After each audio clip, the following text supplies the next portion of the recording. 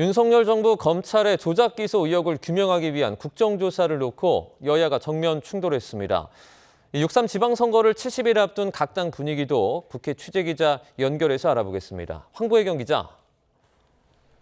네, 국회입니다. 네, 우선 국정조사 특위에서 여야가 팽팽하게 맞섰죠.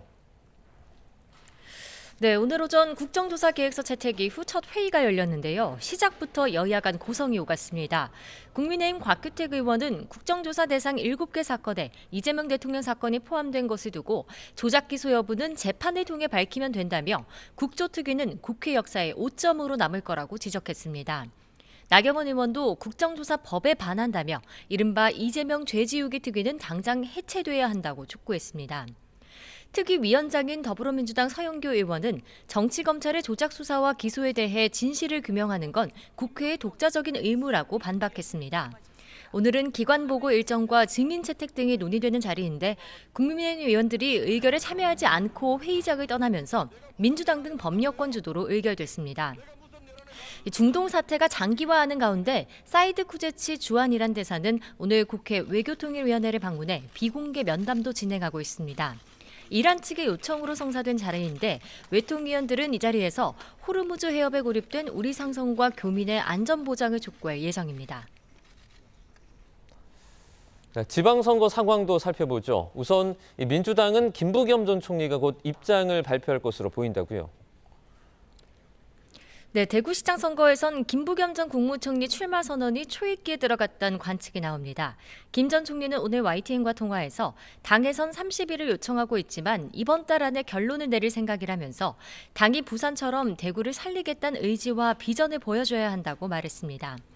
민주당은 대구 경북을 비롯해 전지수 의원이 출사표를 던진 부산시장 공천 절차를 모레까지 마무리 짓겠다는 계획인데요.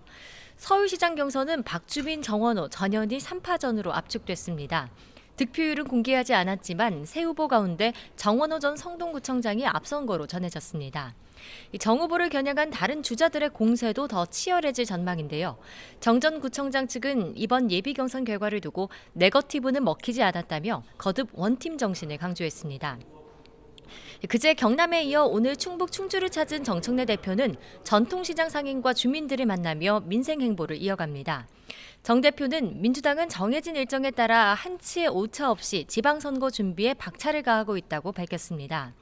또 국회의원들이 선거 승리를 위해 솔선수범해야 한다며 현역 의원들이 지역구와 지원한 지역을 나누어 선거 유세를 돕는 이른바 반반 지원단을 구성하겠다고 말했습니다. 민주당과 달리 국민의힘은 공천을 둘러싼 파열음이 계속되고 있죠. 네, 특히 최근 대구시장 경선에서 컷오프된 주호영, 이진숙 두 후보의 반발이 거셉니다. 주호영 국회부의장은 YTN에 내일 오전까지 법원에 효력정지 가처분을 신청할 예정이라고 엄포를 놨습니다. 무소속 출마 여부는 대구 시민들의 여론을 듣고 있다며 여지도 열어놨습니다. 함께 컷오프된 이진숙 전 방송통신위원장은 SNS에 공천 기준이 무엇인지 분명히 밝혀야 한다며 이정현 공천관리위원장에게 면담을 신청했습니다. 이 전 위원장은 대구 지역 재보궐 출마 가능성에 힘이 실리는 분위기입니다. 인물난을 겪는 경기지사 선거는 추가 공모 가능성이 나오지만 유승민 전 의원과 김문수 전 장관 등 거론되는 인사들은 아직 출마에 선을 긋는 상황입니다. 일부 예비 후보들은 당 상징색인 빨간색 대신 흰색 점퍼를 입고 선거운동에 나서는 등 당내 위기감도 감지되는데요. 이정현 공관위원장은 오늘 새벽 SNS에 공천이 흔들린 게 아니라 일부러 흔든 거라며 기득권을 그대로 두면 정치는 바뀌지 않는다고 밝혔습니다.